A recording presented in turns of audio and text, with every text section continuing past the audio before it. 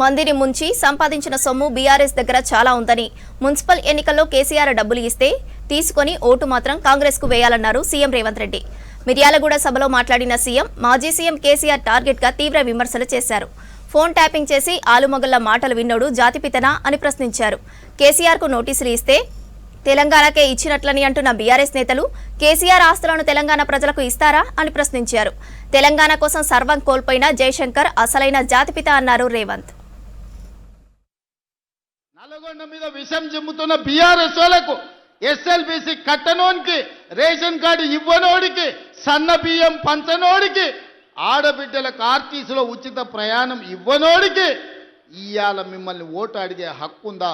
మీరు ఒక్కసారి ఆలోచన చెయ్యండి. సిగ్గు లేకుండా వాళ్ళు వచ్చినా, గంగిరెద్దులోలాక ఇంటి ముందుకు వచ్చినా కర్రు కాల్చి వాత పెట్టండి, సలాకి ఎర్రగా కాల్చి ఈపుల వాతలు పెట్టుర్రి. ఏమన్నా తెస్తే తీసుకోండి, ఏమన్నా ఇచ్చినా తీసుకోండి, కీసలలో లాగులాలు ఏమన్నా ఉంటే అది కూడా తీసుకోండి. మందిని ముంచిన సొమ్ము మస్తుగా ఉన్నది వాళ్ళ దగ్గర. ఒకనొక్కడు ఎకరాలలో ఫామ్ హౌజులు కట్టారు, పెద్ద పెద్ద బెంచ్ కార్లు కొన్నారు, గంజికి గతి లేని వాళ్ళు కూడా. అవన్నీ మనల్ని ముంచిన సొమ్మే, మందిని ముంచిన సొమ్మే. టీఆర్ఎస్ వాడు వచ్చి ఏమి ఇచ్చినా తీసుకోండి, చెయ్యాల్సిన లగ్గం చెయ్యండి. 10 ఏళ్ళు వాళ్ళే ఉన్నారు, 10 ఏళ్ళు పరిపాలన చేసిరు, మొత్తం తెలంగాణను దోసుకున్నారు, వేల కోట్ల రూపాయలు సంపాదించుకున్నారు. ఆస్తులు సంపాదించుకుంటే పర్వాలేదు, 7 అంతస్తుల మేడలు కట్టుకుంటే పర్వాలేదు, కానీ పెళ్ళా మొగుడు ఫోన్లలో మాట్లాడుకుంటే కూడా ఫోన్లు విన్నారా? ఇంత సిగ్గు తప్పినోడు ఎవడన్నా ఉంటాడా? వాళ్ళ బతుకు చెడా. పెళ్ళా మొగుడు మాట్లాడుకుంటే కూడా జోలి ఇంట ఆడా ఎవడన్నా? జడ్జిలను వదలలే, జర్నలిస్టులను వదలలే, ప్రతిపక్ష నాయకులను వదలలే, పెళ్ళా మొగుడు జోలి వదలలే. సినిమా తారాలు మాట్లాడుకుంటుంటే వాళ్ళను కూడా వదలలే. ఎవడు ఏది మాట్లాడుకున్నా వాని ఫోన్లలో ఏం మాట్లాడుకుంటుండో వీడికి ఎందుకయా? వీడేమన్నా మనిషేనా? అసలు మానవ జన్మ ఎత్తడానికి అర్హత ఉందా? మంది ఫోన్లు తినేటోడు అసలు మనిషా? అన్నం తినేటోడు ఎవడన్నా పెళ్ళ మొగుడు మాట్లాడుకునేది వింటారా? అట్లాంటి సన్నాసులకు మన పోలీసు వాళ్ళు నోటీస్ ఇచ్చారు. మా జాతిపితకు నోటీస్ ఇస్తారని. ఎవరికి రా నువ్వు జాతిపితవు? ఎవడు నీ జాతి? వినోద్రావు నీ జాత? ఎర్రబల్లి దయాకరావు నీ జాత? కుక్కడపల్లి కృష్ణారావు గారు నీ జాత? లేకపోతే తన్నీరు హరీష్ రావు గారు నీ జాత?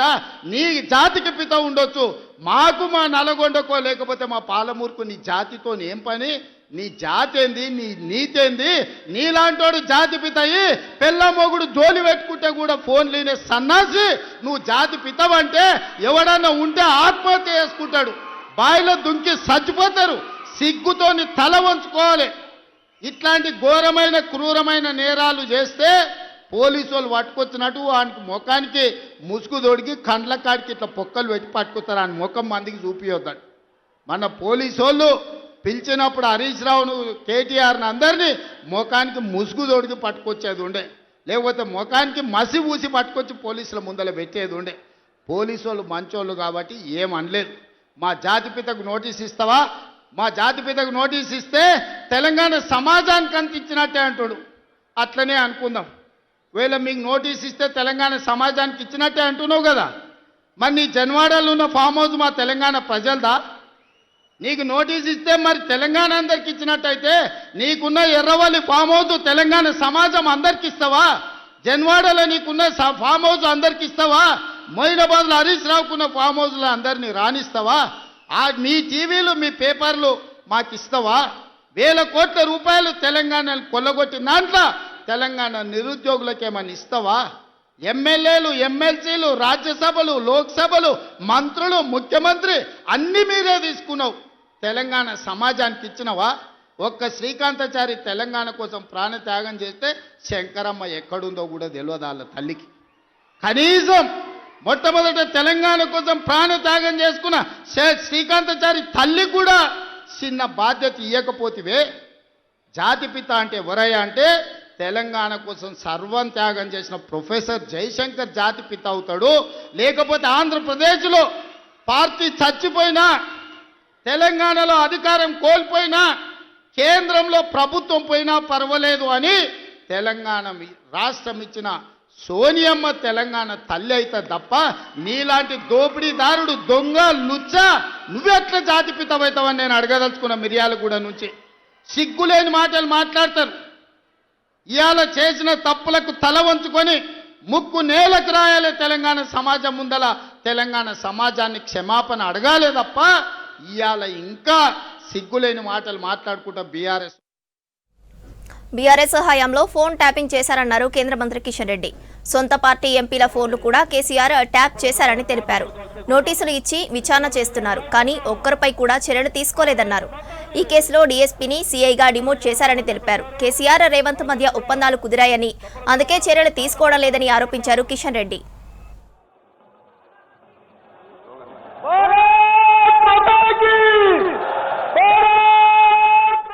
మరి 2 సంవత్సరాలైంది కాంగ్రెస్ పార్టీ అనేక రకాల హామీలు ఇచ్చింది. అనేక రకాలుగా ఇంతకుముందు మాట్లాడినటువంటి పెద్దలు చెప్పుకుంటారు. అది మహిళలకు కావచ్చు, యువకులకు కావచ్చు, నిరుద్యోగులకు కావచ్చు, ఉద్యోగస్తులకు కావచ్చు, అదేవిధంగా రైతులకు కావచ్చు, రైతు కూలీలకు కావచ్చు, దళితులకు కావచ్చు, బీసీ వర్గాలకు కావచ్చు, ఏదైనా ఒక్కటైనా నేను ముఖ్యమంత్రి రేవంత్ రెడ్డి గారిని సవాల్ చేస్తా ఉన్నాను. ఏ ఒక్కటి మీరు ఇచ్చినటువంటి హామీలు అమలు చేశారని చెప్పాలి.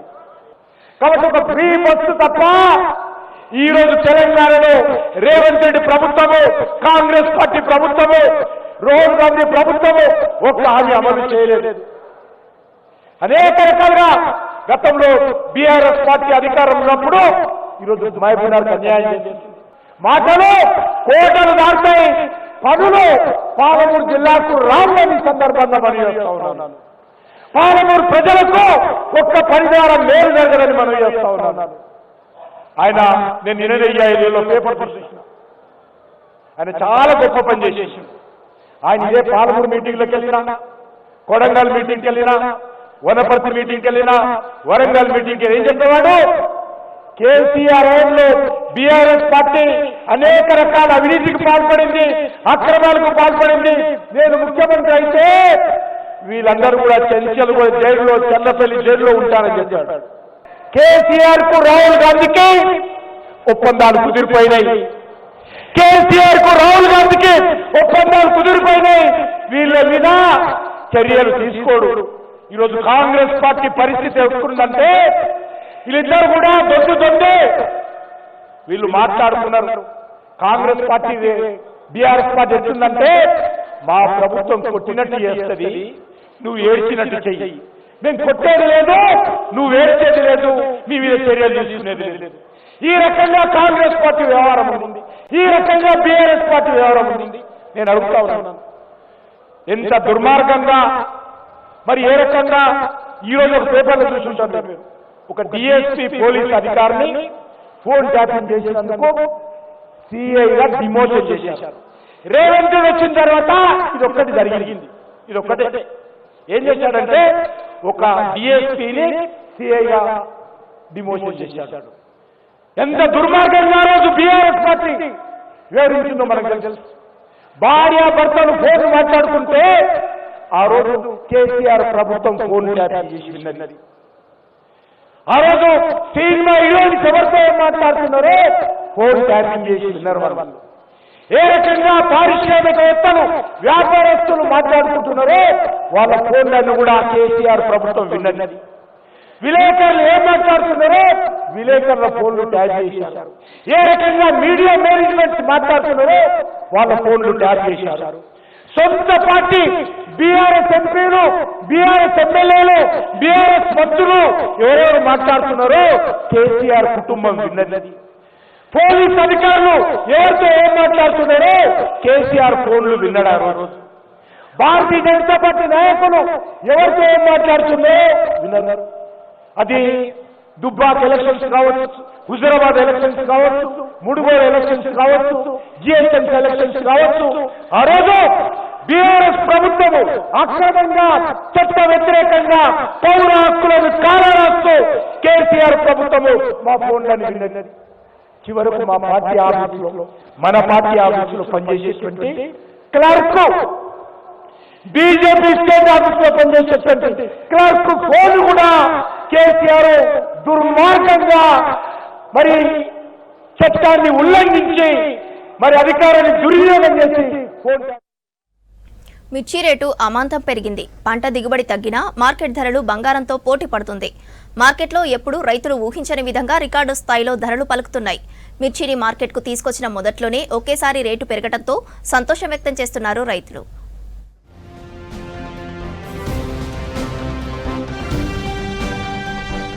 ఉమ్మడి వరంగల్ జిల్లా మిర్చి పంటల సాగుకు ప్రసిద్ధి. వరంగల్, హన్మకొండ, జయశంకర్ భూపాలపల్లి, జనగామ, మహబూబాబాద్, ములుగు జిల్లాల్లో ఎక్కువ శాతం మిర్చి పండిస్తారు రైతులు. ఈ ఏడాది 2.5 లక్షల ఎకరాల్లో పంట సాగైందంటున్నారు వ్యవసాయ శాఖ అధికారులు. ఇటీవల కురిసిన వర్షాలకు మిర్చికాయలు రాలిపోయాయని చెబుతున్నారు. ఈ ఏడాది మిర్చికి మాత్రం ప్రారంభంలోనే ధరలు పెరిగాయి. పసుపు రంగు కలిగిన దేశీ మిర్చి జయశంకర్ భూపాలపల్లి జిల్లా రేగొండ మండలం నిజాంపల్లి గ్రామానికి చెందిన రఘుపతి అనే రైతు పండించి 5 బస్తాలను మార్కెట్కు తీసుకొచ్చారు. దేశీ మిర్చికి క్వింటాల్కు 37,100 రూపాయల ధర పలకడంతో రైతు సంతోషం వ్యక్తం చేస్తున్నాడు. వండర్ హాట్ మిర్చి రకానికి 37,000 ధర పలకడంతో రైతులు సంతోషం వ్యక్తం చేస్తున్నారు. ఈ ధర పంట పూర్తయ్యే వరకు ఉండేలా చూడాలని ప్రభుత్వాన్ని కోరుతున్నారు రైతులు. ఈ సంవత్సరం ఎల్లో నారింగ అనే సీడును ఎన్నుకున్నాను. నాకున్న 20 గుంటల భూమిలో ఈ యొక్క విత్తనాన్ని సేకరించి నేను ఈ పంటను మార్కెట్ తీసుకురావడం అనేది ఈరోజు రికార్డు ధరగా 38,000 రూపాయలు కొనుగోలు చేయడం అనేది నాకు కొంచెం సంతోషంగానే అనిపిస్తున్నది. ఈ రకం నేను ఒక 2 ఎకరాల మిర్చి పంట వేసిన, ఒక 10 బత్తాల దాకా వెళ్ళినాయి. మార్కెట్కి తీసుకొచ్చిన 37,100 ధర పలికింది. చాలా ఆనందంగా ఉంది ఈ రేటు పడడం. వర్షాల కారణంగా కొంతవరకు దిగుబడి తగ్గింది. పండిన కొద్దిపాటి మిర్చిని వరంగల్లోని ఎనుమాముల వ్యవసాయ మార్కెట్కు తీసుకొచ్చి అమ్ముతున్నారు. వండర్ హాట్ మిర్చి క్వింటాల్కు 37,000, దీపికా రకానికి 30,000, US 341 రకానికి 26,200 ధర పలకడంతో రైతులు ఆనందం వ్యక్తం చేస్తున్నారు. ఈసారి తేజ రకానికి 19,600 ధర పలికింది. ఈ ధర మిర్చి పంట పూర్తయ్యే వరకు ఉంటే లాభసాటిగా ఉంటుందంటున్నారు రైతులు. ఇప్పుడు రైతులకు మాత్రం ఈ గిట్టుబాటు ధర 37,100 వన్రాడు, 26,200 అది 341. కానీ ఈ కంటిన్యూ అయితే కొంచెం మేము పెట్టిన పెట్టుబడికి వచ్చేటట్టు ఉంటుంది. అంటే ఇదే కంటిన్యూ కావాలి. ఇంతకంటే తగ్గితే మాత్రం రైతులు అనవసరంగా బయలైనట్టు. ఈ ధర పడకడం వల్ల మాకు కొంచెం కొంతవరకు కూల్ అయినా కానీ మేము పెట్టిన పెట్టుబడి ఓకే వచ్చేటట్టు ఉంది. నేను 341 మిర్చి తీసుకొచ్చినాను వరంగల్ మార్కెట్కు. ధర 26,200 హై రేట్ ఉంది. మాది 25,000 పడ్డది. కాయ కొంచెం నల్లి అచ్చుట్ల కొంచెం చిన్న సైజు వచ్చింది కాబట్టి కొంచెం తక్కువ పడ్డది. కానీ అయినా ఈ రేటు చాలా ఆనందంగా ఉంది మాకు. గత 2 సంవత్సరాల ప్రభుత్వంలో మాకు ఇంత హ్యాపీనెస్ అనిపించలేదు. కాబట్టి ఈ కాంగ్రెస్ ప్రభుత్వంలో ఈ రేటు విషయంలో కానీ అన్ని విషయాలలో కానీ చాలా మంచిగా అనిపిస్తుంది.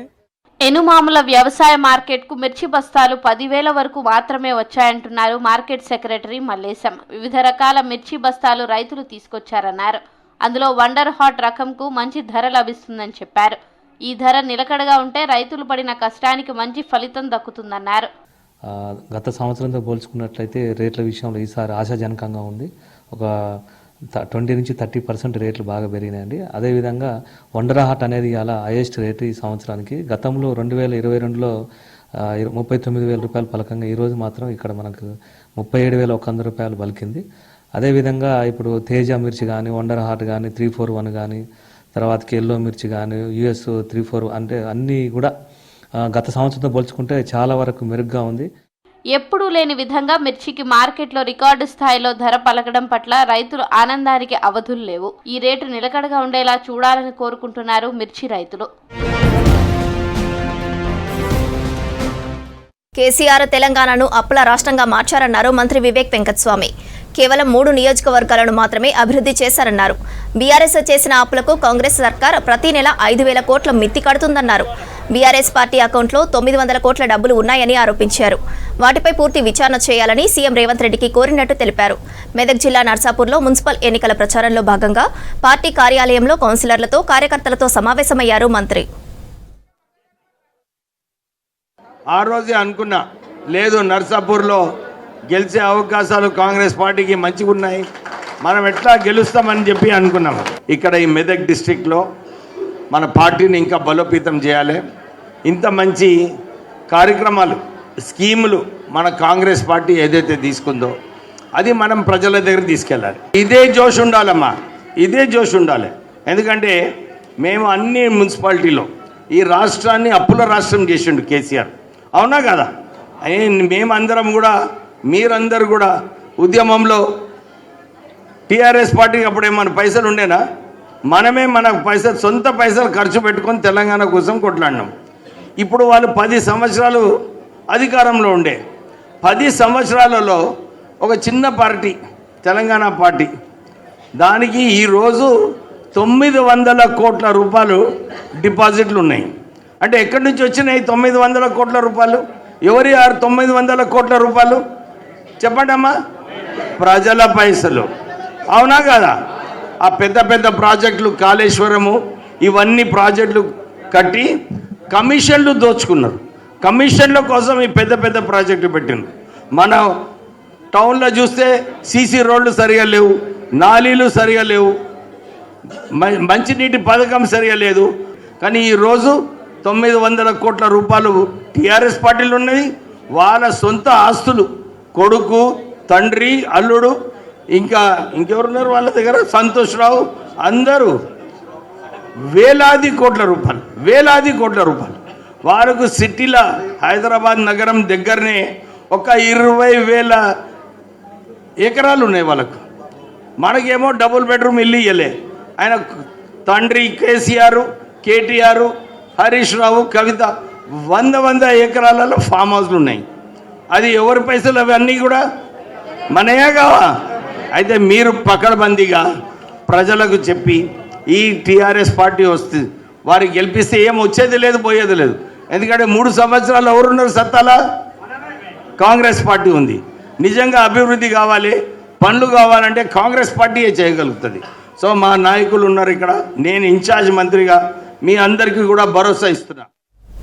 మేడారం సమ్మక్క సార్లమ్మ తిరుగువారం పండుగ చేశారు పూజారులు. 15 రోజుల నుంచి నిష్ఠతో పూజలు చేసిన ఆదివాసీలు అమ్మవార్లకు మొక్కులు చెల్లించారు. అమ్మవార్లకు నైవేద్యంగా మాంసం, అన్నం సమర్పించారు. ఆదివాసీ సంస్కృతి సాంప్రదాయ పద్ధతిలో భక్తి శ్రద్ధలతో ఆలయాల్లో తిరుగువారం పండుగ ఘనంగా నిర్వహించారు పూజారులు.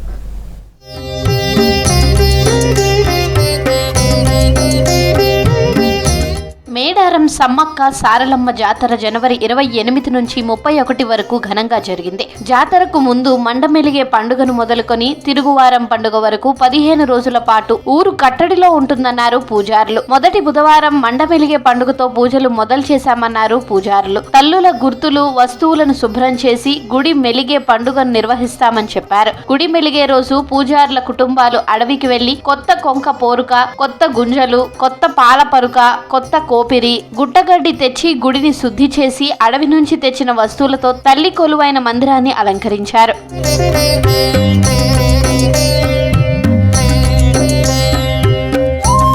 తిరుగువారం పండుగను పూజారులు అత్యంత నిష్ఠతో చేశారు. మేడారంలో సమ్మక్క గుడి, కన్నెపల్లిలో సారలమ్మ గుడి, కొండాయిలో గోవిందరాజు, పూనుగొండ్లలో పడిగిద్దరాజు ఆలయాల్లో ఉదయమే ఆడబిడ్డలందరూ కలిసి అలుక పూసి పూజించి రంగురంగుల ముగ్గులు వేశారు. ప్రధాన పూజారులు తల్లులు వస్తువులను శుద్ధి చేసి కొత్త ఎర్రటి వస్త్రంలో చుట్టి అటకపై భద్రపరిచారు. అక్కడ మేకను బలిచ్చి ఆ మాంసంతో పాటు అన్నంను తల్లులకు నైవేద్యంగా సమర్పించారు పూజారులు. తిరువారం అమ్మ వాళ్ళకు ప్రత్యేకంగా మా ఇంట్లో నుంచి పసుపు, కుంకుమ, చీర, సార నైవేద్యంగా పెట్టి ప్రత్యేకంగా పూజలు చేసి ఏదన్నా పొరపాట్లుంటే క్షమించండి అని అమ్మవార్లను వేడుకోవడం జరుగుతుందండి. యాటలు కోస్తాము, అలాగే కోళ్ళు పెడతాము అమ్మవార్లకి. కొబ్బరికాయ, బెల్లం, చీరలు, పసుపు, కుంకుమ, చీర, సార సమర్పించడం జరుగుతుందండి. తిరుగువారం అంటే జాతర అంతా సంతోషంగా జరిగిందని తిరుగువారము అందరం కూడా కలిసి మేకపోతులు, పసుపు, కుంకుమ, గుడి శుభ్రం అన్నీ చేసుకొని అమ్మవారికి సమర్పిస్తాం. తిరుగువారం అనేది మనం జాతర అయిపోయిన నెక్స్ట్ వెనస్డే చేసుకుంటాం అనమాట. ఎవ్రీ ఇయర్ జాతర కంప్లీట్ అయినాక ఊరు వాళ్ళందరూ ఉంటారు కదా, వాళ్ళందరూ మొక్కులు చెల్లించుకునే రోజు. సంతోషంగా జాతర అయిపోయింది. ఊరు వాళ్ళందరూ ఎంటికలు ఇచ్చే వాళ్ళు ఎంటికలు ఇస్తారు, మేకలు మొక్కే వాళ్ళు మేకలు మొక్కుతారు. తిరుగువారం పండుగ తర్వాత సమ్మక్క సారలమ్మ వస్తువులు భద్రంగానే ఉంటాయని చెబుతున్నారు పూజారులు. మళ్ళీ 2 ఏళ్ల వరకు వస్తువులు ఎవరు ముట్టుకోకుండా ఆలయాలకు తాళాలు వేసి భద్రపరిచామన్నారు. మళ్లీ జాతరకు 15 రోజుల ముందు ఆ వస్తువులు తీసి శుద్ధి చేస్తామని చెబుతున్నారు.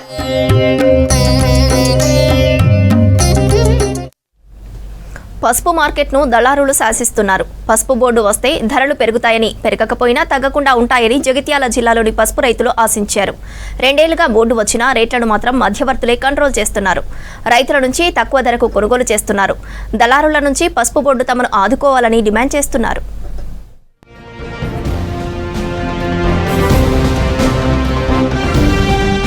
జగిత్యాల జిల్లా పసుపు పంటకు ప్రసిద్ధి. జిల్లాలో ఏటా దాదాపు 7 నుంచి 8 లక్షల క్వింటాల పసుపు దిగుబడి వస్తూ ఉంటుంది. పసుపు పంటను తవ్వి ఉడికించి ఆరబెట్టి మార్కెట్కు తెచ్చే ప్రాసెస్ ఇప్పుడు వేగంగా సాగుతోంది.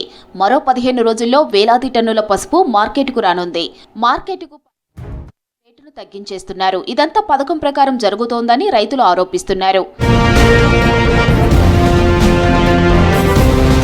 సాధారణంగా 15 నుంచి 16 వేల రూపాయలు పలికిన ధర పసుపు మార్కెట్కు ఎక్కువగా వచ్చినప్పుడు క్వింటాలకు 8 నుంచి 10,000 కూడా రావడం లేదని రైతులు ఆగ్రహం వ్యక్తం చేస్తున్నారు.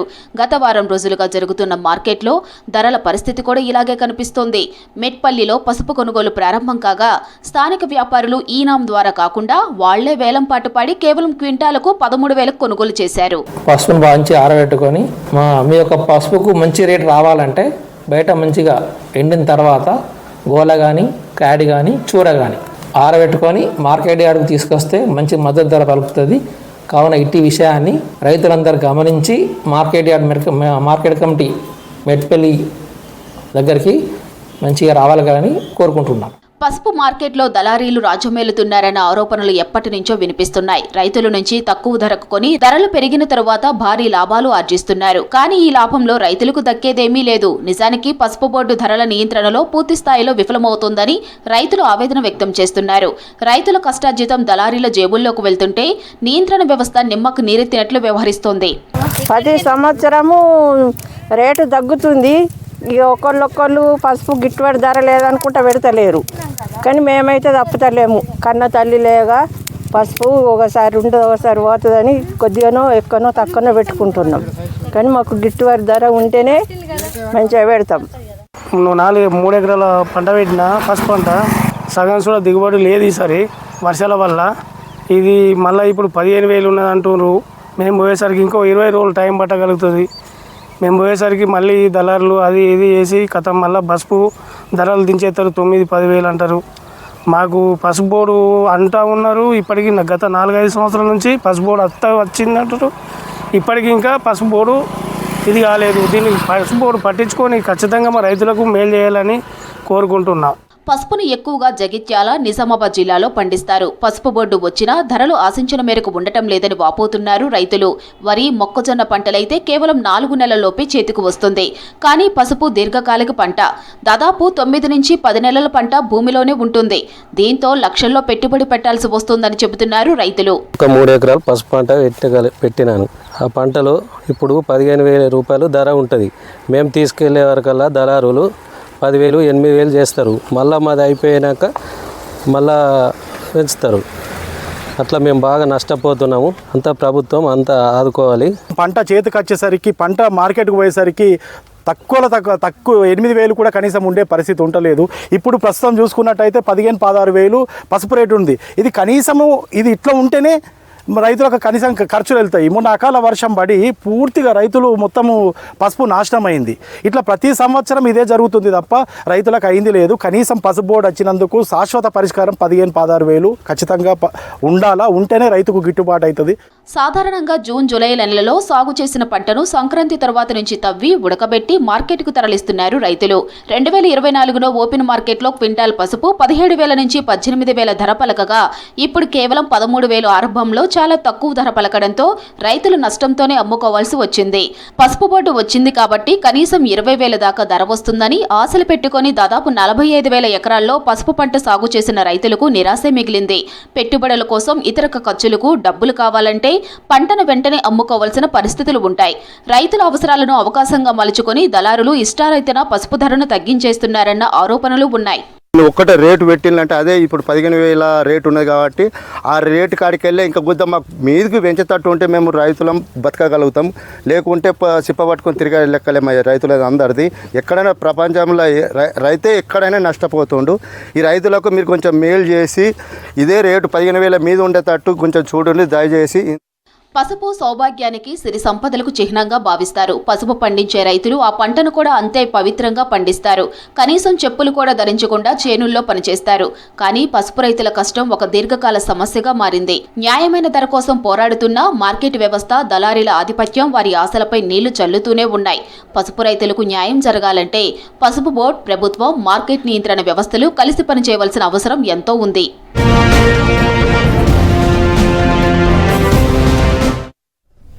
జగిత్యాల జిల్లా పసుపు రైతులు దళారుల దోపిడీతో నష్టపోతుండగా నిజామాబాద్ రైతాంగం ఆనందం వ్యక్తం చేస్తోంది. నిజామాబాద్ మార్కెట్ యార్డులో పసుపు అమ్మకాలు మొదలయ్యాయి. దీంతో మార్కెట్ యార్డులో ఎటు చూసినా పసుపు రాసులు కనబడుతున్నాయి.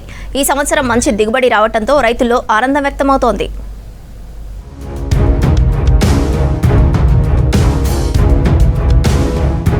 నిజామాబాద్ జిల్లాలో ఈ సంవత్సరం 45,000 ఎకరాల్లో పసుపు సాగైంది. ప్రారంభంలో భారీ వర్షాలు, వరదలతో దిగుబడిపై ప్రభావం ఉంటుందని రైతులు భయపడ్డారు. అయితే పంట చేతికొచ్చే సమయానికి మంచి దిగుబడే వచ్చింది. ప్రస్తుతం ధరలు 13 నుంచి 14,000 వరకు పలుకుతోంది. మరింతగా రేట్లు పెరుగుతాయని రైతులు ఆశిస్తున్నారు. 13,000 నుంచి 14,000 దాకా నడుస్తుంది. 1,500 నుంచి 2,000 ఎక్కువ ఉంది పోయిన సార్ నుంచి. కొద్దిగా ధరలు ఈపుతుంటే కొద్దిగా వర్షాలకు తగ్గింది. ధరలు ఈపుతుంటే కొద్దిగా రైతు సంతోషించవచ్చు. మార్కెట్లో ఇంకా ఇప్పుడే స్టార్ట్ అయింది. రేట్లు 14 నుంచి 13, 14, 13, 12 పోతుంది ఇప్పుడు స్టార్టింగ్.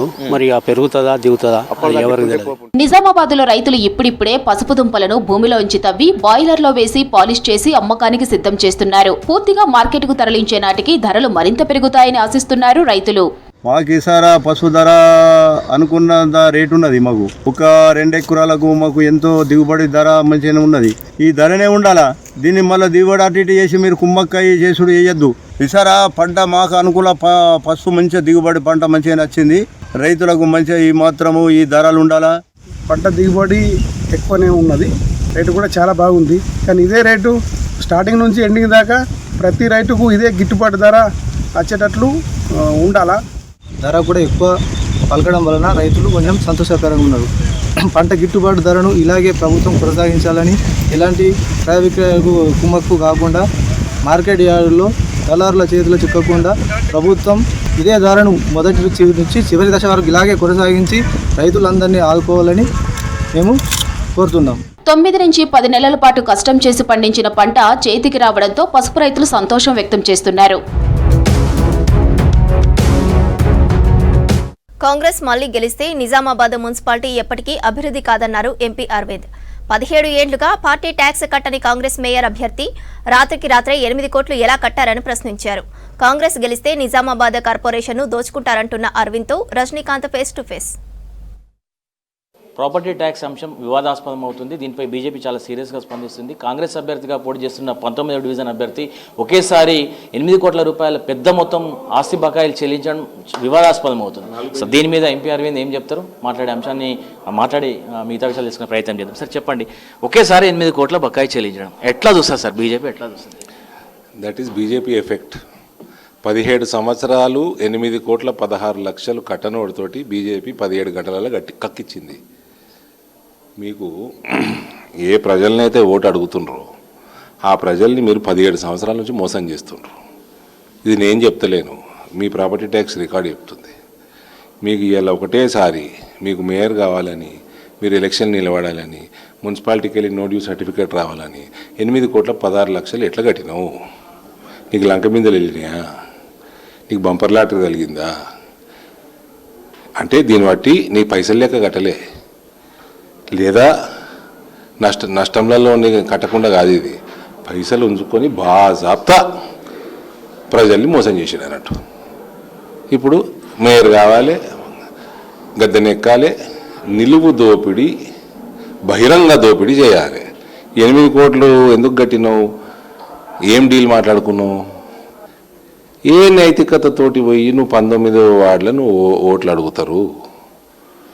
మోసం 17 ఏళ్ళు మోసం చేసిన నువ్వు ఓటు అడుగుతావు. ఇక 19వ వార్డులో డిపాజిట్ గల్లంతు చేస్తే కానీ మున్సిపల్ అడ్మినిస్ట్రేషన్ ఆఫ్ నిజామాబాద్ బాగుపడదు. 17 ఏళ్ళుగా ప్రాపర్టీ ట్యాక్స్ వసూలు చేయాలనే ఒక అంశం కూడా ఈ సందర్భంగా మనం గుర్తు తెచ్చుకోవాలి సార్. 17 ఏళ్ళుగా ప్రాపర్టీ ట్యాక్స్ కట్టాలంటే అధికారుల పనితీరుని ఎట్లా చూస్తారు, నిజామాబాద్ బల్దియా పనితీరుని ఎట్లా చూస్తారు? ఇప్పుడు ఈ పైసలు ప్రాపర్టీ ట్యాక్స్ పైసలు ఎటు పోతాయి బాస్? 94 crores డ్యూ ఉన్నాము. As of now 94 crores due property tax. 100 కోట్లు ఈ పట్టణానికి, చిన్న పట్టణానికి. నీకు రోడ్ల రిపేర్లు దాంతో అవుతాయి, నీ డ్రైనేజీలు దాంతో అవుతాయి, నీ అండర్ గ్రౌండ్ డ్రైనేజ్ 18 ఏళ్ళ నుంచి కంప్లీట్ అయితే లేదు, నీ స్ట్రీట్ లైట్లు, ఈ ట్రాఫిక్, క్లీన్లీనెస్, ఎప్పటిదా చెత్త ఏరేసుడు, ఏం జరుగుతలేదండి ఇక్కడ. వర్షాకాలం వస్తే అధోగతి, స్పెషల్లీ మైనారిటీ ఏరియాలలో వాళ్ళు ఆలోచన చేసుకొని ఓటు వేసుకోవాలి. చెత్త ఎక్కడిదక్కడ పేరుకపోయి ఉంది, దుమ్ము ధూళి, కార్ల సస్పెన్షన్లు నాశనం అవుతున్నాయి అందరివి, అన్ని బొందలు ఉన్నాయి రోడ్ల మీద, స్ట్రీట్ లైట్లు లేవు, ఇక్కడ క్లీనింగ్ లేదు, చెత్త ఏరేసుడు లేదు, అసలు అడ్మినిస్ట్రేషనే లేదు, కష్టపడి జీతాలు ఇస్తున్నారు.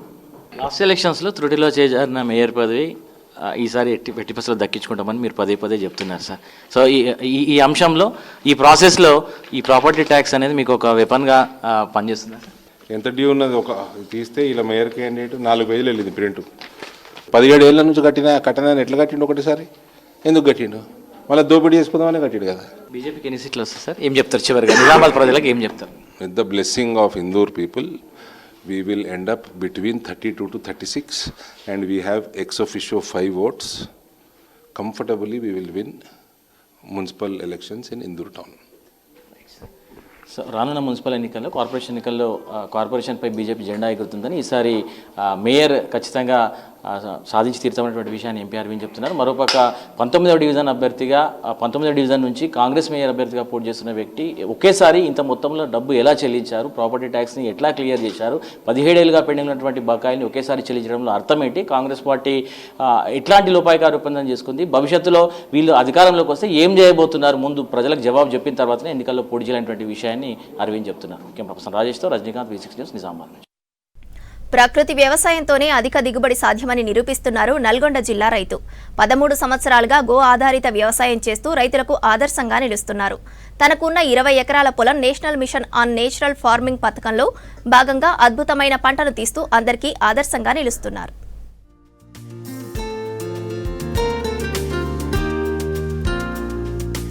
ఇప్పుడు మనం చూస్తున్న వ్యవసాయ క్షేత్రం విస్తీర్ణం 20 ఎకరాలు. 13 సంవత్సరాలుగా పూర్తిగా గో ఆధారిత సహజ వ్యవసాయ పద్ధతులతో ఇందులో సాగు కొనసాగుతోంది.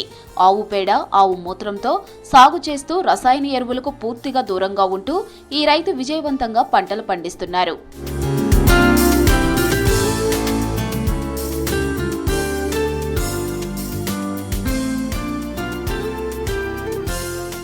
గొర్రెలు, ఆవుల పేడను కంపోస్టుగా మార్చి నేల సారాన్ని సహజంగా అభివృద్ధి చేస్తున్నారు. నేల అదునుగా మారడంతో పంటలు ఆరోగ్యంగా పెరిగి మంచి దిగుబడులు అందిస్తున్నాయి. నేలలోని సూక్ష్మ జీవరాశులను కాపాడటం ద్వారా నేల సంపుష్టిగా మారి మొక్కలు, పంటలు మరింత బలంగా ఎదుగుతాయంటున్నారు ఆదర్శ రైతు అంజిరెడ్డి. వ్యవసాయ క్షేత్రం ఏదైతుందో 20 ఎకరాల్లో విస్తరించున్నది. ఇది 13 సంవత్సరాల నుంచి దీంట్లో ఎలాంటి రసాయనాలు, ఎలాంటి పురుగు మందులు, కలుపు మందులు లేకుండా పూర్తిగా గో ఆధారిత వ్యవసాయాన్ని ఈ క్షేత్రంలో చేయడం జరుగుతుంది. ఇది ఒక జీవ వైవిధ్య క్షేత్రము. దీని లోపల అన్ని రకాల మొక్కలు, పండ్ల మొక్కలు, అడవి మొక్కలు, మెడిసినల్ ప్లాంట్స్, ఇట్లా అన్ని రకాల మొక్కలు ఈ క్షేత్రం లోపల ఉన్నాయి. నేల ఆరోగ్యంగా ఉంటే మొక్కలు ఆరోగ్యంగా ఉంటాయని, మొక్కలు ఆరోగ్యంగా ఉంటే దిగుబడి ఎక్కువగా వస్తుందని చెబుతున్నారు. తద్వారా దిగుబడి పెరిగితే ప్రజలకు ఆరోగ్యకరమైన ఆహారం లభిస్తుందంటున్నారు ఆదర్శ రైతు. ఈ సహజ వ్యవసాయం పరిశీలించడానికి ఈ క్షేత్రాన్ని రైతులతో పాటు శాస్త్రవేత్తలు, వ్యవసాయ అధికారులు నిరంతరం సందర్శిస్తున్నారు. తమ అనుభవాలను మరికొంతమంది రైతులతో పంచుకుంటున్నారు అంజిరెడ్డి. ఈ అంజిరెడ్డి గారి ఆర్గానిక్ ఫార్మింగ్ గత 13 సంవత్సరాలుగా ఇక్కడ సేంద్రియ వ్యవసాయం చేయడం జరుగుతుంది. ఇక్కడ అన్ని రకాల కూరగాయలు అది పండ్ల మొక్కలు సహజ సిద్ధంగా అంటే ఎలాంటి పురుగు మందులు ఎరువులు వేయకుండా న్యాచురల్గా జీవామృతము బీజామృతము కషాయాలు తయారు చేసుకుంటూ సేంద్రియ వ్యవసాయము చేస్తూ ఒక ఆదర్శమైన సేంద్రియ ఫామ్గా ఏర్పాటు చేయడం జరిగింది. నేచురల్ పద్ధతిలో అంజిరెడ్డి చేస్తున్న ఈ విధానాలను చూసి అనేక మంది రైతులు గో ఆధారిత సహజ వ్యవసాయం వైపు అడుగులు వేస్తున్నారు. రసాయన ఎరువులు లేకుండానే మంచి దిగుబడి సాధ్యమని మా క్షేత్రం నిరూపిస్తుంది అంటున్నారు రైతులు. National mission on natural farming పథకం కింద ప్రకృతి వ్యవసాయానికి దిశానిర్దేశం చేస్తున్న ఈ క్షేత్రం భవిష్యత్తు రైతులకు మార్గదర్శకంగా నిలుస్తోందని గుర్తు చేస్తున్నారు. ప్రకృతి వ్యవసాయం మీద మేము 5 రోజులు కంపాసాగర్లో ట్రైనింగ్ తీసుకున్నాం. 4 రోజులు 5వ రోజు ఇక్కడికి ఫీల్డ్కి వచ్చినాం. అక్కడ అన్ని ద్రవాలు తయారు చేయడం నేర్చుకున్నాము. జీవామృతం, ఘనజీవామృతం, కంపోస్టు, వర్మీ కంపోస్ట్ గురించి కొన్ని అంటే దున్నకుండా వ్యవసాయం చేయడం ప్రకృతి పరంగా ఎట్లా చేయాలో మేము అవగాహన కల్పించుకోవడం జరిగింది. ఇక్కడ అంతా చూసినాం, బాగుంది. ఆర్గానిక్ వ్యవసాయం చేస్తున్నారు. మేము కూడా చేయాలనే ఆలోచన, రైతులకు కూడా నలుగురికి ఇవ్వాలనే ఆలోచన వచ్చింది సార్. అయితే ఆవుమూత్రంతో అన్నీ స్ప్రే చేస్తే మంచిగా ఉంటుంది ఆరోగ్యానికి అనేది సార్ అంజిరెడ్డి సార్ వాళ్ళు చెప్పారు. ఇక్కడ జామ, గొర్రెలు, మామిడి తోట, కొబ్బరి తోట అన్నీ చూసినాం సార్. కూరగాయలు మన ఇంట్లోకి పనికి వచ్చే కూరగాయలు మొత్తం చూసినాం సార్. అన్నీ బాగున్నాయి, అన్నీ ఆరోగ్యపరంగా పంట కూడా మంచిగా వస్తుంది సార్. అంజిరెడ్డి గారు అంత కషాయాలతోటి ఘనజీవామృతము, బీజామృతం అన్నిటితోటి చేస్తుంది. పంటలు ఎక్కువ, కూరగాయలు ఇక్కడ అన్ని పండిస్తుంది సార్. చాలా మంచిగా ఉంది సార్. అన్ని మందులు లేని వ్యవసాయం ఇది, ప్రకృతి వ్యవసాయం సార్. ఫర్టిలైజర్లు వాడకుండా సేంద్రీయ వ్యవసాయంతోనే మంచి పంట దిగుబడి లభిస్తుందని నిరూపిస్తున్నారు రైతులు. దీంతో మిగతా వాళ్ళు కూడా ఎరువులు లేకుండా వ్యవసాయం చేసేందుకు ప్రయత్నిస్తున్నారు.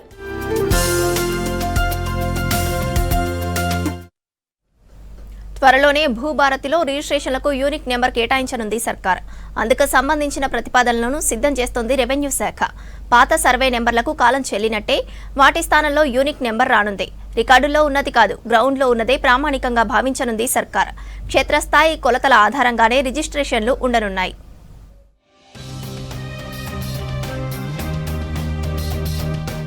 భూముల రిజిస్ట్రేషన్ల ప్రక్రియలో రాష్ట్ర ప్రభుత్వం త్వరలోనే కీలక మార్పులు తీసుకురానుంది. కేవలం కాగితాల ఆధారంగా జరిగే రిజిస్ట్రేషన్లకు స్వస్తి పలికి క్షేత్రస్థాయి వాస్తవ పరిస్థితులే ప్రామాణికంగా సర్వే ఆధారిత రిజిస్ట్రేషన్ల విధానాన్ని అమల్లోకి తీసుకురానుంది. ఇందులో భాగంగా భూభారతి చట్టం ప్రకారం భూభారతి పోర్టల్లో స్లాట్ బుక్ చేసుకోవాలంటే ల్యాండ్ పార్సిల్ మ్యాప్ LPM నంబర్ను తప్పనిసరి చేయనుంది. గతంలో మాదిరిగా సర్వే నెంబర్ చెబితే సరిపోదు. భూమి ఖచ్చితమైన సరిహద్దులు నిర్ధారించే LPM ఉంటేనే రిజిస్ట్రేషన్ ముందుకు సాగుతుంది. భూ వివాదాలకు శాశ్వత పరిష్కారం చూపాలనే లక్ష్యంతో సర్వే ప్రక్రియ పూర్తయిన తర్వాత రిజిస్ట్రేషన్ జరిగేలా ప్రభుత్వం నిబంధనను కఠినంగా అమలు చేయాలని చూస్తోంది. ఒకే సర్వే నెంబర్ పరిధిలో అనేక మంది యజమానులు ఉండే పాత విధానానికి భిన్నంగా LPM విధానంలో ప్రతి చిన్న భూమి ముక్కకు కూడా ప్రత్యేకమైన గుర్తింపు ఉంటుంది. పాత రికార్డుల లింకు కోసం ప్రస్తుతానికి సర్వే నెంబర్లను LPMతో అనుసంధానించినప్పటికీ భవిష్యత్తులో పూర్తిగా LPM నంబర్లతోనే లావాదేవీలు చేసేలా ప్లాన్ చేస్తున్నారు. ఈ పద్ధతి వల్ల ఒకరి భూమిని మరొకరు ఆక్రమించుకోవడం, డబుల్ రిజిస్ట్రేషన్లు చేయడం లాంటి అక్రమాలకు చెక్ పడుతుందని అధికారులు చెబుతున్నారు.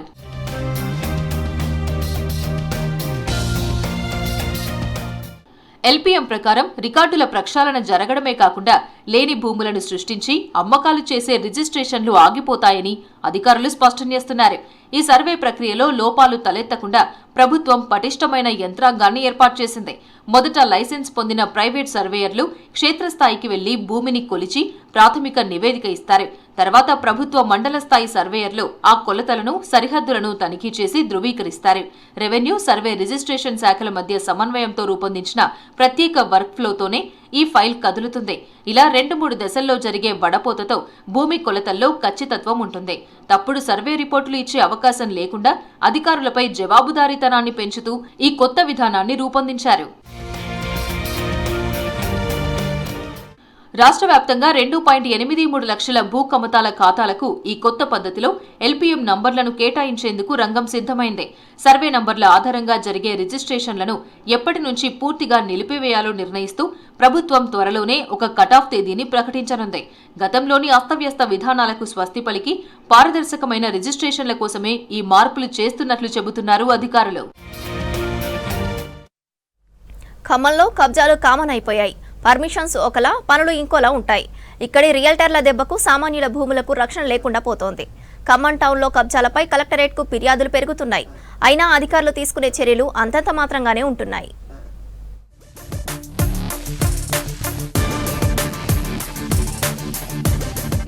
ఖమ్మంలో రియల్ ఎస్టేట్ బూమ్ ఎప్పుడూ తగ్గదు. ఉమ్మడి రాష్ట్రంలోనూ ప్రత్యేక రాష్ట్రం వచ్చాక కూడా భూముల ధరలు అంతకంతకు పెరుగుతూ వచ్చాయి. దీంతో కబ్జాలు కూడా అదే స్థాయిలో పెరిగాయి. లోకల్ లీడర్లు, అధికారుల అండతో కబ్జా రాయిళ్లు రెచ్చిపోతున్నారు. తమ భూములు కబ్జా అవుతున్నాయంటూ కలెక్టరేట్ కి వచ్చే ఫిర్యాదుల సంఖ్య కూడా అంతే స్థాయిలో పెరుగుతూ వస్తోంది.